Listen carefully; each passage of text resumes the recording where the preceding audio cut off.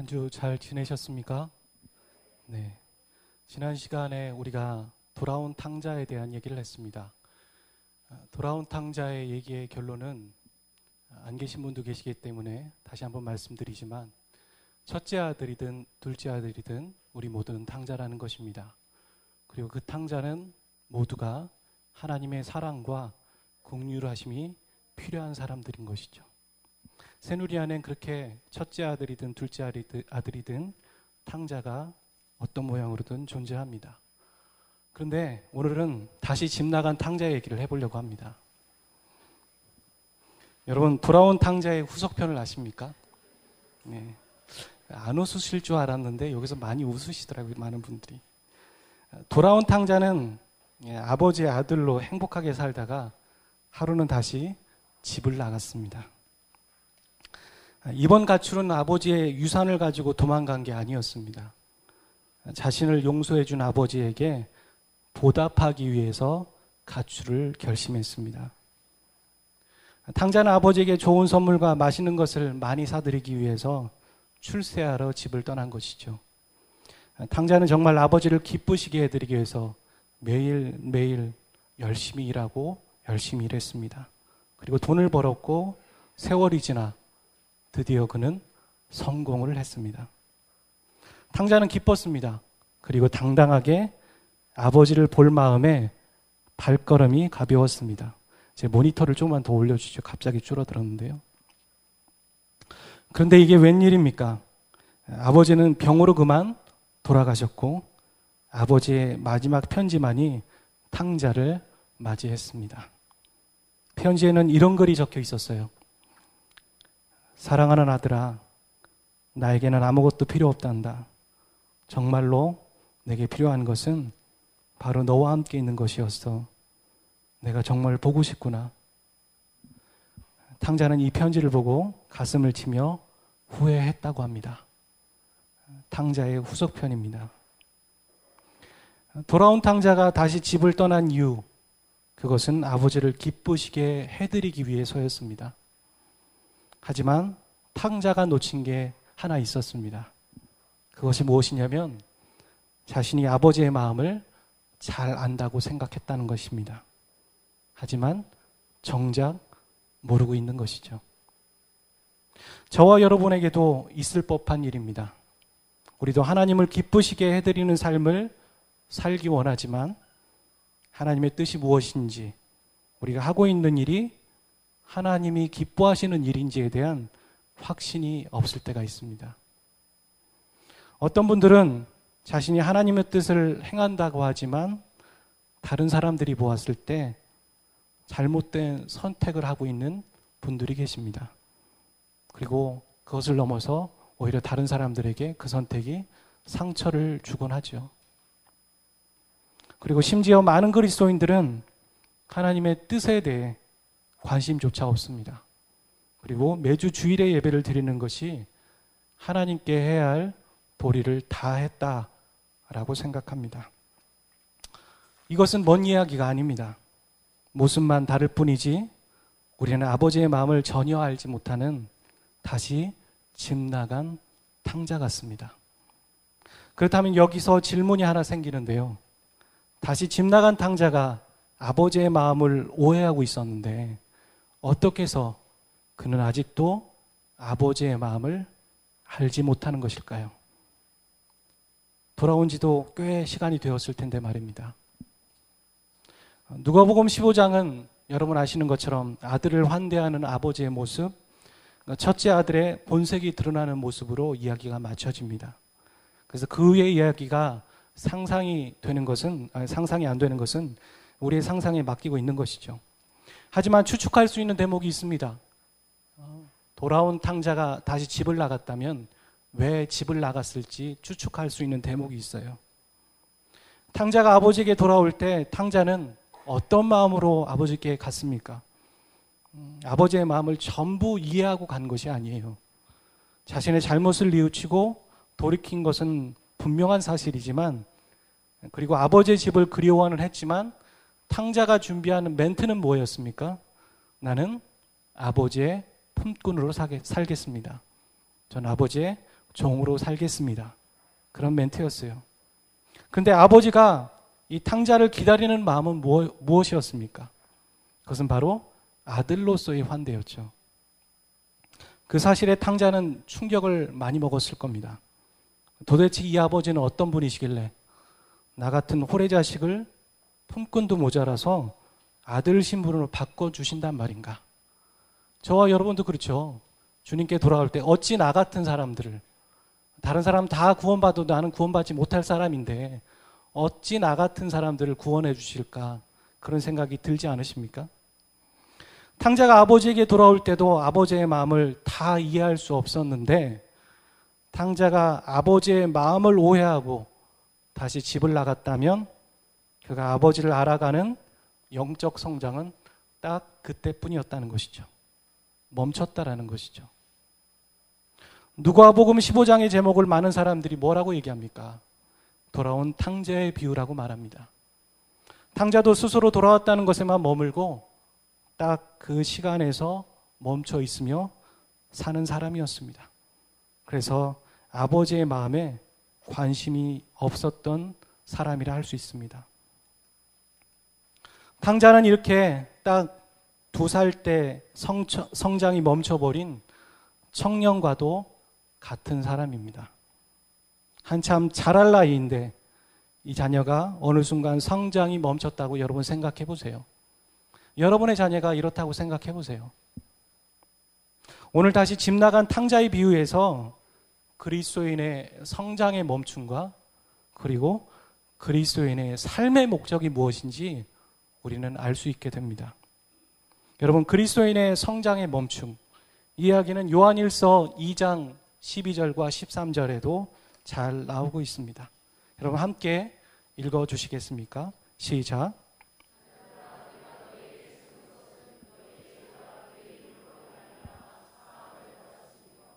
아비들아, 내가 너에게 쓰는 것은 너희가 태초부터 계신 이를 알았으며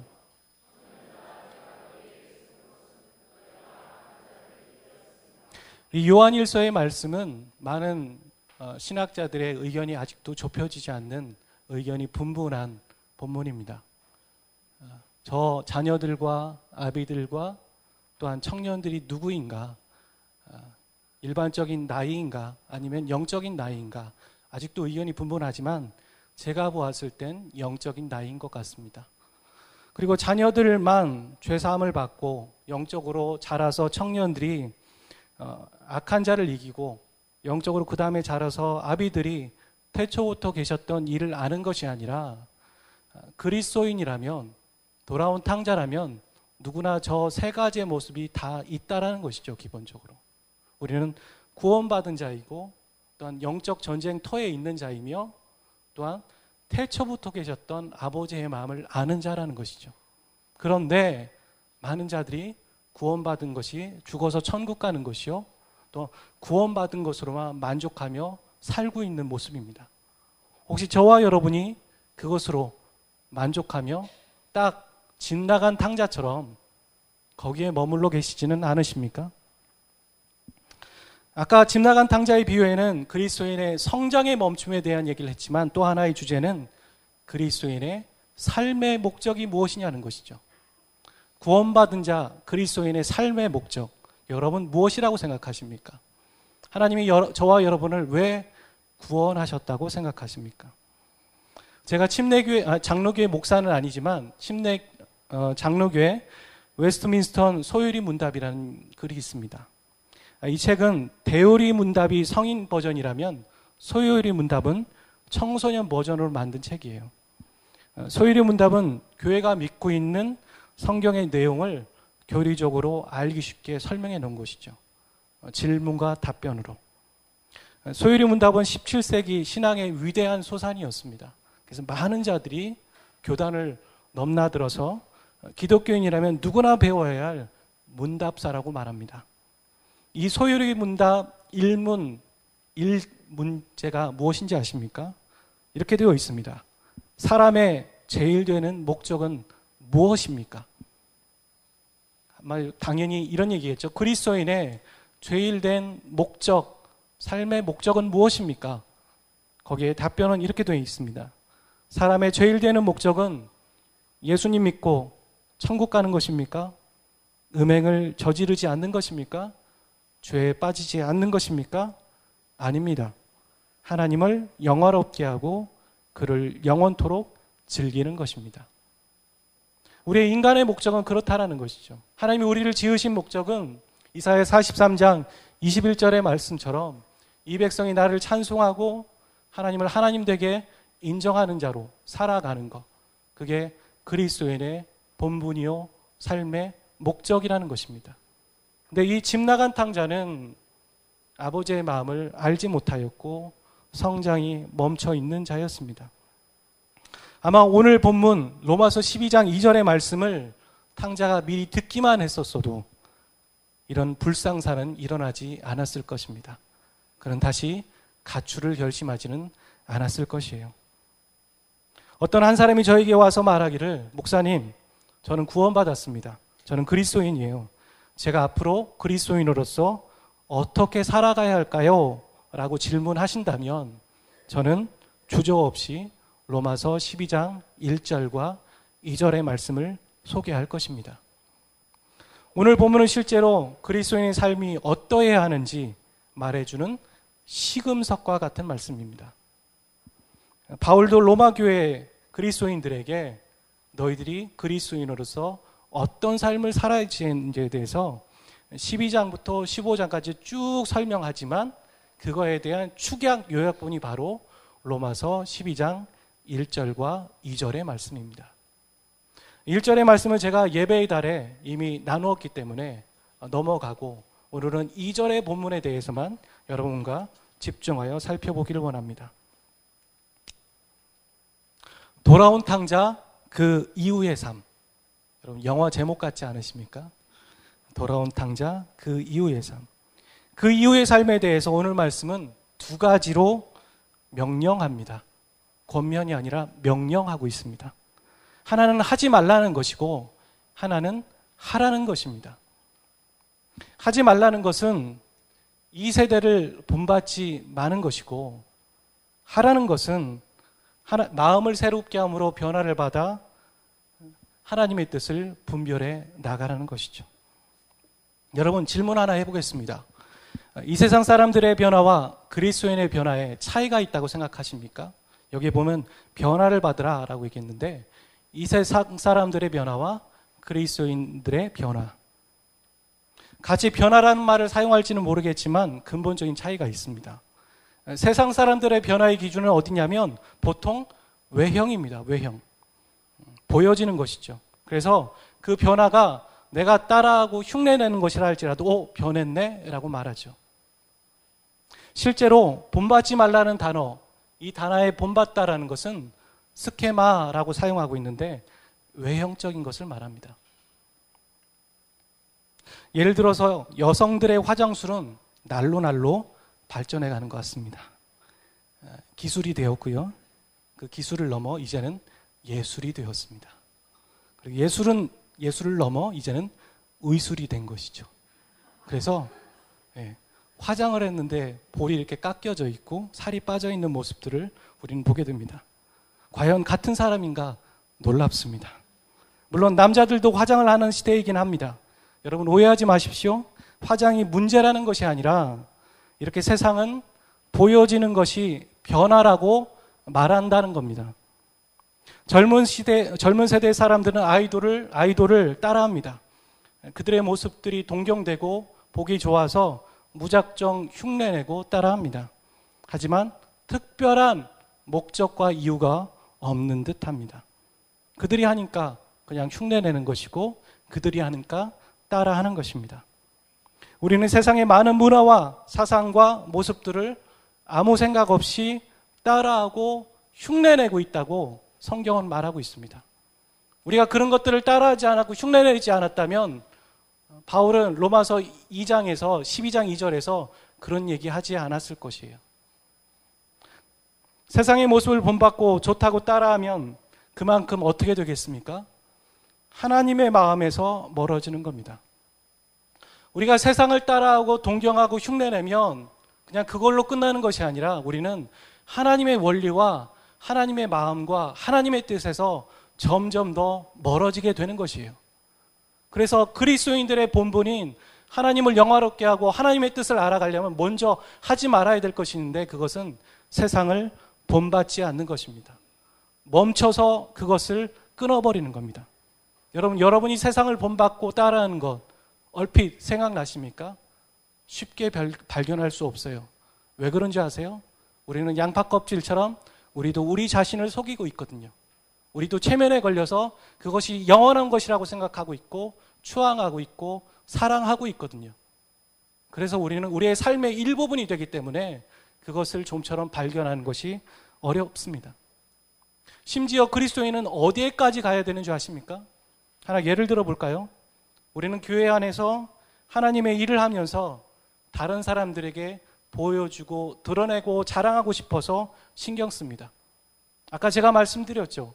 이 세대의 모습, 이 세대가 집중하고 있는 것, 그게 무엇이라고 말씀드렸습니까? 보여지는 것입니다. 교회 안에서, 그리고 교회는 이것들을 한다는 것이죠. 그럼 이것은 하나님의 일을 하는 것입니까? 당연히 해도 되는 것입니까?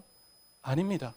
그것은 교회 안에서 하나님의 영광이라는 이름 아래서 세상을 본받고 있는 행동입니다. 저만 그렇게 생각하는 것이 아니라 마틴 로이드 존스 목사님도 그런 얘기를 비슷하게 얘기하셨더라고요. 여러분이 무엇이 이 세대를 본받고 있는 것인지 생각해 보십시오. 그리고 성령께서 여러분에게 그것을 알려주시기를 주님의 이름으로 축원합니다. 아멘 하신 분에게 갑절의 영감 있기를 주님의 이름으로 축복합니다. 여기서 말하는 이 세대라는 것은 결국 여러분 어디입니까? 우리가 살고 있는 터전이에요. 그렇죠? 우리가 살고 있는 터전, 우리가 밀접하게 연결되어 있는 곳.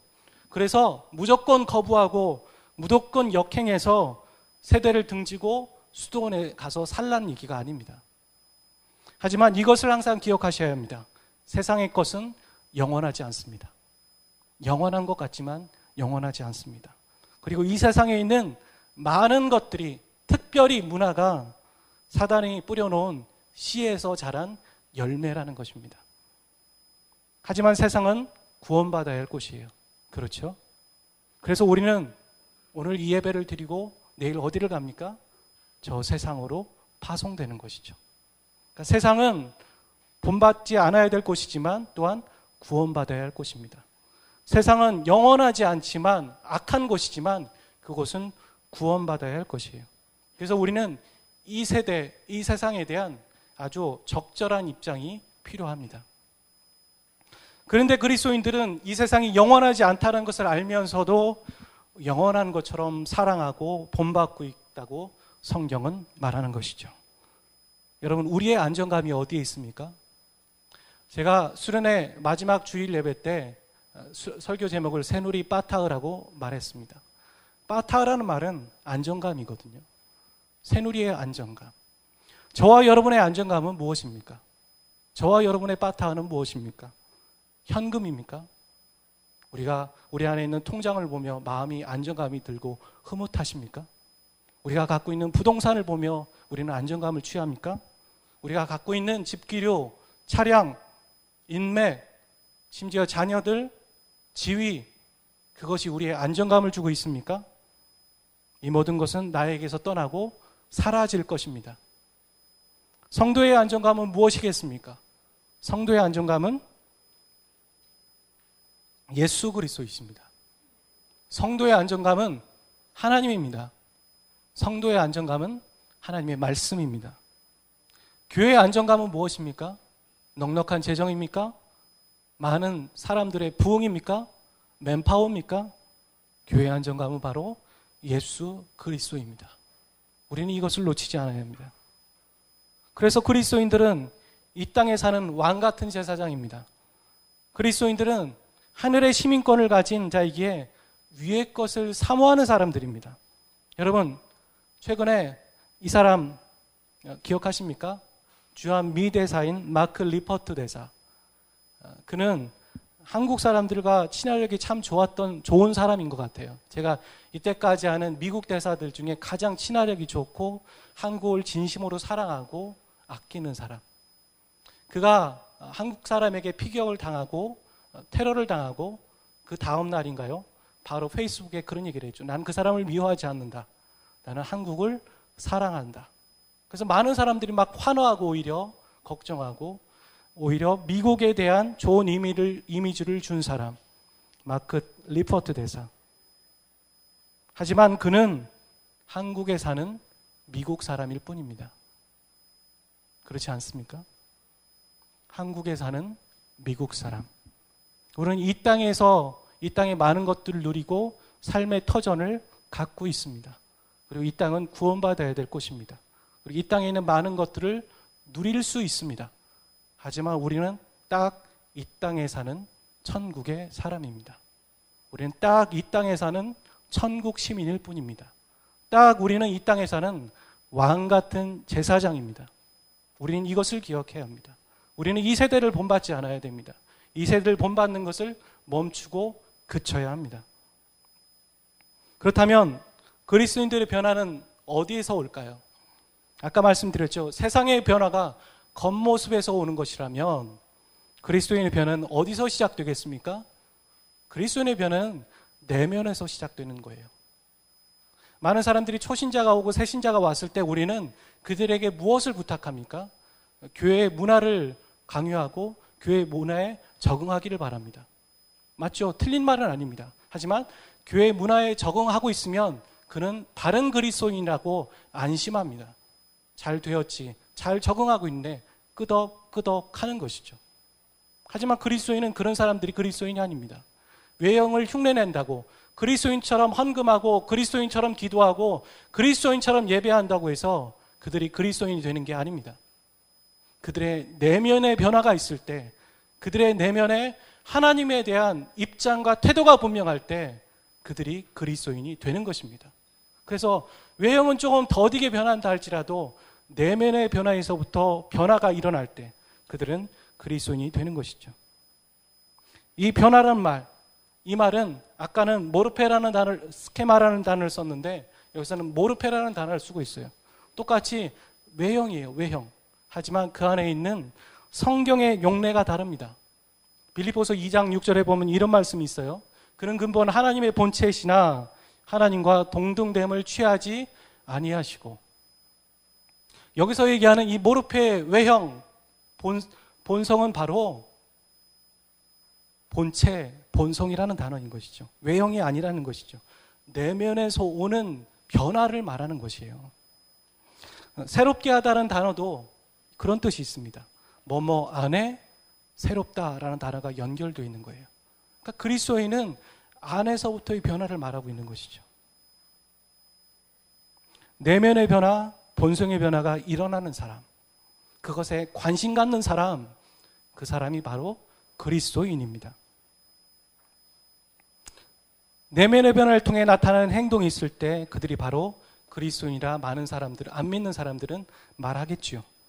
탕자도 그의 본성이 바뀔 때 비로소 탕자는 하나님의 마음을 알고 하나님의 뜻을 쫓아갈 수 있게 되는 것입니다. 그렇다면 돌아온 탕자의 본성은 어떻길래 우리는 변화되라 라고 말할까요? 목사님, 저는 예수님 믿을 때 거듭났습니다. 예수님 믿을 때 정말로 회심했고요. 마음이 변했습니다. 그런데 무슨 변화를 저에게 요구하십니까? 저는 구원받는데 또 다른 구원을 위한 조건이 필요하다고 말씀하십니까? 아니요. 구원받은 자에게 두 번째 변화가 분명히 필요하다는 것을 성경은 말하고 있다는 겁니다. 저와 여러분의 본성은 어떨까요? 한마디로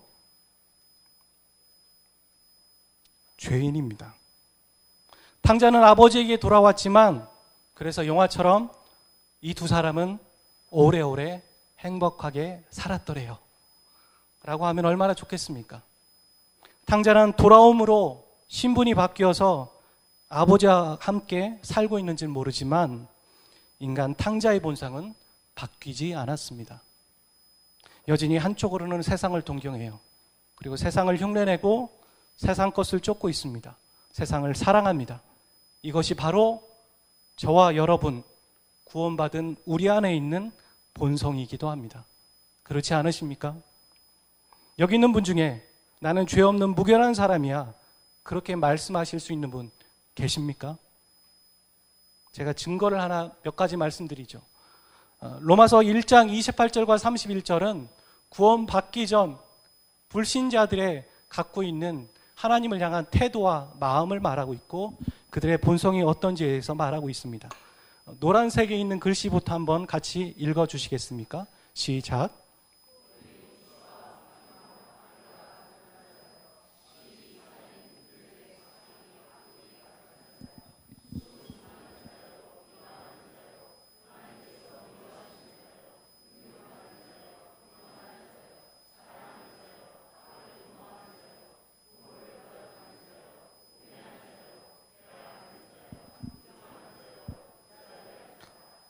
구원받은 여러분, 돌아온 탕자 여러분, 여러분의 마음에 이게 없으십니까?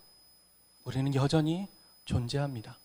하나님을 믿고 예수님을 영접했지만 우리 하나님을 향한 태도와 저 세상을 향한 태도는 여전히 그대로입니다.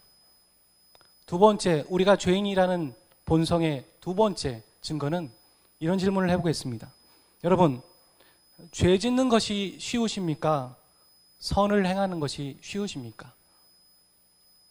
노력하면서 죄 짓는 분 손 들어 보십시오. 없으시죠? 노력하면서 선을 하죠.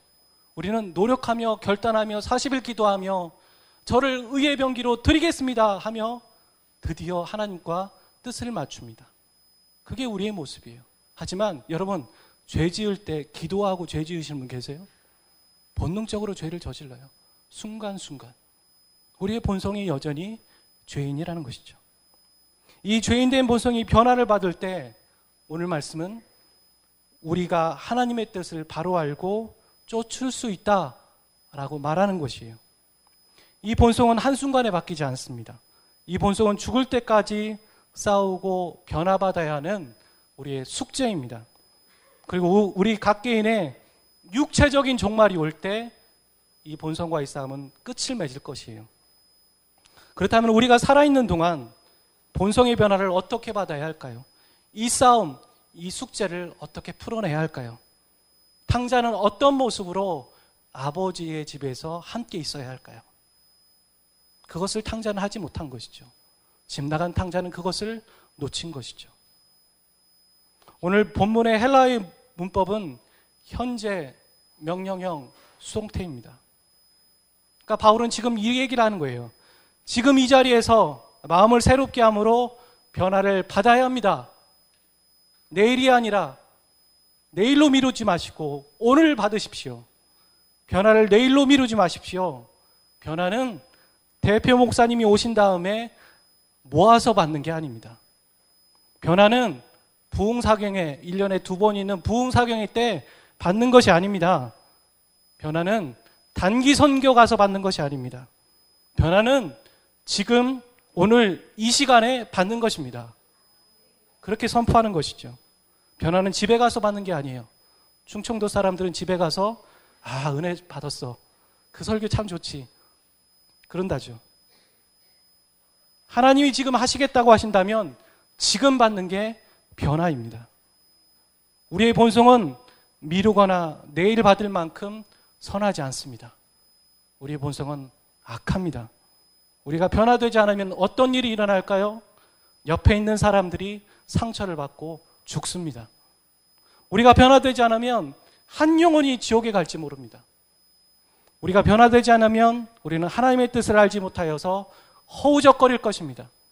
시편 1편처럼 바람에 나는 겨와 같이 세상의 기준에 따라 순간순간 매년마다 바뀌는 그 기준에 따라 이리 치이고 저리 치이고 그렇게 허우적거릴 것입니다.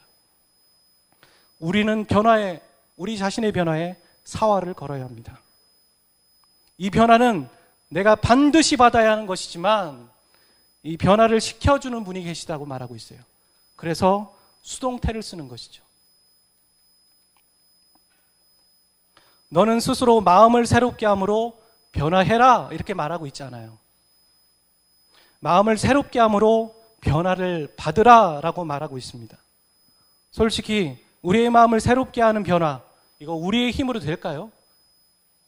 가장 어찌할 수 없는 게 우리 마음을 어떻게 할 수 없는 거예요.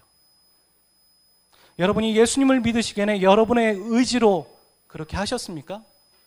여러분이 예수님 믿으실 때 여러분의 의지로 예수님을 믿으셨습니까? 그렇다면 이렇게 질문해 보겠습니다. 그럼 예수님을 핍박하고 예수님 믿는 사람들을 핍박하고 교회에 저주를 했던 것은 왜 그렇게 하셨습니까? 그렇게 한번 해보고 이렇게 하려고 하셨습니까? 아니요. 우리도 모르게 우리의 본성으로 그렇게 한 것이에요. 예수님을 우리가 믿는다고 할 때 반드시 성령 하나님의 도우심이 없이는, 하나님의 은혜가 없이는 우리는 그렇게 될 수 없었습니다. 그렇다고 나의 결단과 의지가 없었나요? 나는 가만히 있었는데 그분이 멱살 끌고 너 예수 믿어라고 하셨습니까? 아니죠. 그와 똑같이 이 변화는 내 자신의 결단과 의지의 조력이 필요합니다. 그리고 성령 하나님의 은혜의 주력이 필요합니다. 그리고 그것이 어디에서 일어나겠습니까? 그리스도인의 마음 안에서, 내 심령 본성 안에서 이루어지는 변화입니다. 이 변화는 어떻게 시작됩니까? 하나님을 주되심으로 인정할 때, 하나님을 하나님으로 인정할 때, 처음에 우리가 거듭났을 때처럼 그것을 인정할 때 변화는 시작되는 것입니다. 하나님의 주되심을 인정하지 않는 변화는 변화라고 부르지 않습니다. 하나님의 주되심을 인정하지 않는 변화는 흉내내는 것이라고 말합니다. 따라하는 것이라고 말합니다. 여러분, 성령 충만, 어떤 이미지가 탁 떠오르십니까? 여러분에게 성령 충만하면 소유의 개념이 떠오릅니다. 성령을 내가 소유하고 내 마음에 모시고, 그리고 심지어는 성령님의 기름 부음을 받고 내가 하는 일에 쓰임받고 사용해야지, 내가 성령님을 사용해야지, 그런 생각이 떠오릅니다. 하지만 성령 충만은 소유가 아니에요. 성령 충만은 지배고 다스림입니다. 내가 성령님 앞에 다스림을 받는 것이고 내가 성령님께 지배를 받는 것이에요. 그분의 소유가 되는 것이에요. 그게 바로 성령 충만이죠. 그게 바로 하나님의 주되심을 인정하는 것입니다. 하나님은 저와 여러분이 그리스도인 놀이하기 원하지 않으십니다. 하나님은 우리가 그리스도인처럼 코스프레 하기를 원하지 않으십니다. 참 그리스도인으로 살기 원하십니다. 하나님은 20살 된 청소년 새누리가 청년으로 성장하고 성숙하기를 원하십니다. 그러기 위해 우리의 외형적인 제도와 외관이 먼저 바뀌는 게 아닙니다. 청소년 새누리의 마음이 성령 하나님의 인도하심으로 변화되기를 오늘도 간절히 원하십니다. 우리의 눈이 외형과 따라하는 것에 현혹되지 마십시오. 보여지고 드러내고 자랑하는 것들에 시선을 뺏기지 마십시오. 우리의 내면을 청소하시고 우리의 내면을 변화시키기를 결정하십시오. 성장시키는 일에 시선을 고정하십시오. 그럴 때 우리는 비로소 하나님의 선하시고 기뻐하시고 온전한 뜻이 무엇인지 알게 될 것입니다. 그럴 때 비로소 새누리를 통해 하나님은 아버지의 일을 하시고 영광 받으실 겁니다. 성령의 주권적인 역사, 성령님의 불같은 내면의 변화의 역사가 저와 여러분의 삶 가운데 매일매일 끊이지 않고 일어나시기를 주님의 이름으로 축원합니다.